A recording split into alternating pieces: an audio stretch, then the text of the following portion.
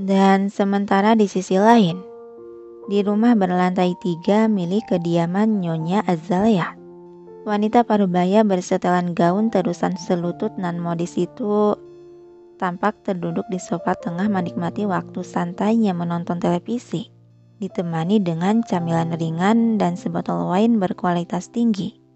Dia meneguk cairan warna merah pekat keunguan di gelas dan memasukkan sebutir kacang almond ke mulutnya. Dengan pandangan mata terus tertuju pada layar besar yang sedang menyala menampilkan siaran film. Tiba-tiba seorang lelaki berjas rapi datang menghampirinya dan berdiri di samping sofa yang dia duduki. "Maaf mengganggu waktu Anda, Nyonya. Tapi di luar ada seorang tamu yang ingin bertemu dengan Anda," ucap Hans sang asisten pribadinya. Siapa yang datang malam-malam begini?" tanya Azalea dengan pandangan tak teralihkan menatap layar televisi. Hans melirik sang majikan sedikit ragu untuk menyampaikan. Dia sekretaris utama dari kediaman utama yang dikirim oleh Tuan Muda Geranum. Mendengar nama tersebut sontak Azalea menelan bulat makanan yang ada dalam mulutnya sampai dibuat terbatuk. Dia menepuk-nepuk dada mencoba meredakan pernapasannya. "Apa Anda tidak apa-apa, Nyonya?"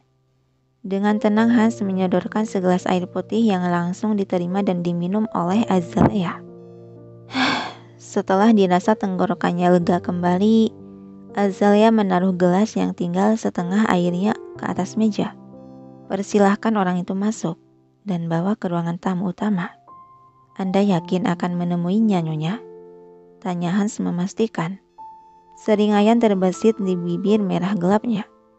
"Aku harus menerima langsung kan hadiah yang dia berikan?" "Baiklah, saya akan melaksanakan perintah Anda," kata Hans menundukkan bahu sebagai salam lalu berbalik pergi. Sampai beberapa saat kemudian, setelah kepergian sang tamu dengan meninggalkan sebuah kotak yang berisikan bukti-bukti kejahatan si Agnus terhadap Liliana, juga hal lainnya yang telah dilakukan, Azalea tampak terduduk termenung di sofa dalam ruangan tamu itu. Dia menatap dalam diam pada lembaran foto yang berserakan di atas meja juga berkas yang ada di pegangan tangannya. Hembusan napas panjang Azalea sudah tak bisa berkata-kata lagi oleh saking terkejutnya. Ternyata gadis itu adalah dia. Pantas saja Agnus langsung terpesona olehnya. Ternyata ini bukan pertama kalinya dia menyukai wanita itu. Sungguh bodohnya anakku. Kehilangan semuanya akibat berbuat hal beginian. Nyonya, dan Hans yang sedari tadi memperhatikan sang majikannya akhirnya bersuara. Yang tak disahuti oleh si Azalea karena sibuk dengan pikirannya yang kalut. "Apa Anda akan membiarkan hal ini begitu saja?" tanya Hans mencoba memprovokasi. Azalea mengangkat sebelah tangan sebagai isyarat diam. "Untuk sekarang, aku tidak punya pilihan lain selain mundur dan diam." "Baiklah, Nyonya."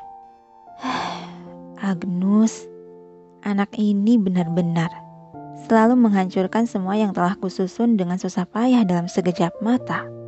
Dasar anak bodoh tak bisa diatur. Pintu ruangan itu terbuka yang memunculkan seorang lelaki bermantel hitam memasuki ruangan. Azalea dan Hans hanya menatap memperhatikan pergerakan lelaki yang baru saja masuk rumah itu. "Dari mana saja kamu?" akhirnya Azalea menegur. Namun tak digubris oleh si Agnus yang terus berjalan melewatinya begitu saja. "Agnus, berhenti!"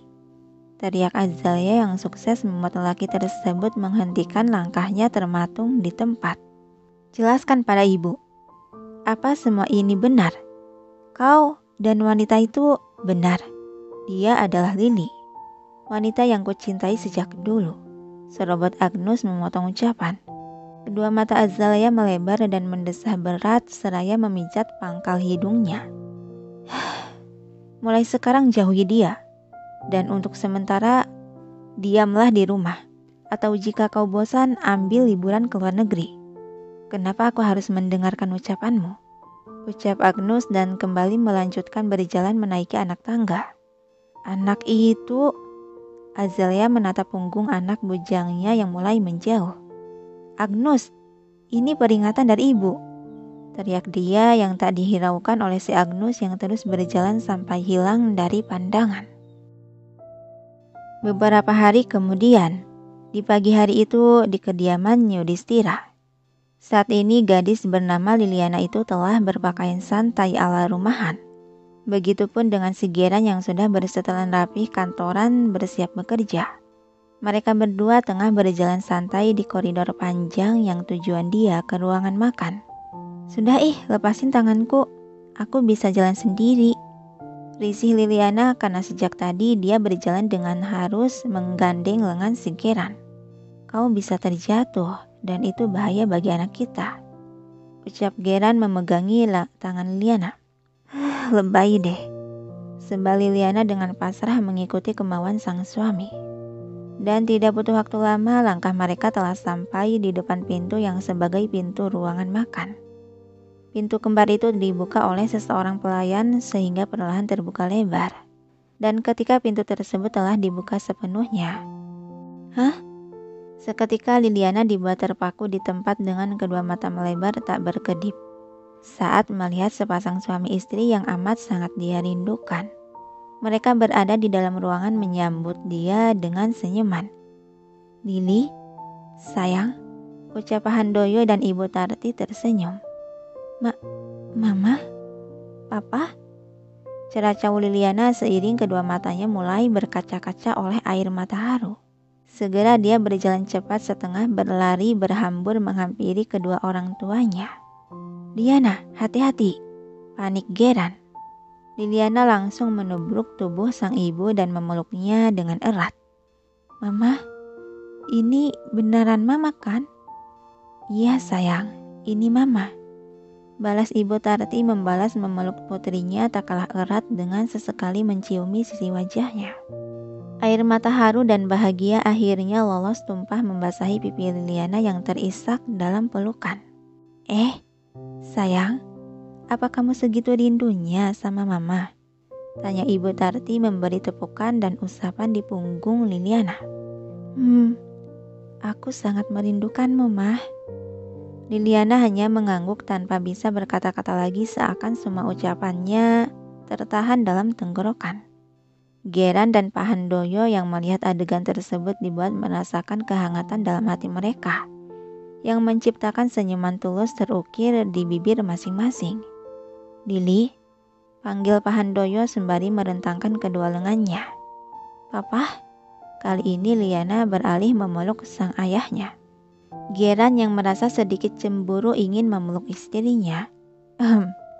Karena hidangan sudah siap, bagaimana kalau kita mengobrol sambil menikmati sarapan? Instruksi dia sembari menarik Liliana yang sudah terlepas dari Pak Handoyo untuk dirangkulnya. Baiklah, setuju Pak Handoyo dan Ibu Tarti seraya mendudukkan diri di kursi masing-masing. Begitupun dengan si Geran dan Liliana yang mengambil duduk di kursi biasanya. Hidangkan, instruksi Pak Kim dengan isyarat mata. Yang sontak para pelayan langsung menyerbu meja melayani mereka mengambilkan menu makanan yang akan dimakan. Mama sama papa kapan datang? Tanya Liliana memulai obrolan seraya menyuapkan sepotong salad. Subuh tadi sayang, jawab Ibu Tarti tersenyum. Bagaimana kondisimu sekarang? Apa ada yang dirasa tidak enak? Liliana dibuat bingung dan merasa aneh akan pertanyaan yang dilontarkan oleh Pak Handoyo. Aku baik-baik saja, Pak. Syukurlah. Setelah mendengar kabar bahwa kamu tak sadarkan diri, kami langsung bergegas kemari. Begitu ya? Tapi siapa yang memberitahukannya? Batin Liliana bingung dengan pandangan melirik si Geran yang melihat senyuman juga anggukan tipis. Apa dia yang memberitahukannya? Ayah dan ibu mertua, sebenarnya ada kabar baik yang akan kami sampaikan, kata si Geran. Kabar baik apa itu nak Geran? Penasaran Ibu Tarti begitupun Pak Handoyo. Sejenak Geran tersenyum melirik Liliana lalu kembali menatap kedua orang tua di hadapannya. Sebenarnya Liana sedang berbadan dua. Mendengar kabar tersebut seketika Pak Handoyo dan Ibu Tarti dibuat tertegun sampai pegangan mereka di garpu terlepas oleh saking terkejutnya. Hamil? Celetuk Pak Handoyo dan Ibu Tarti menatap gadis di seberang meja.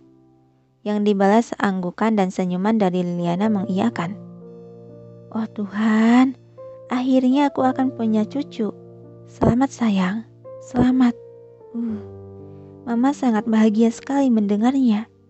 Girang kedua orang tua tersebut sehingga menciptakan suasana hangat ramai dalam ruangan yang penuh oleh tawa kebahagiaan.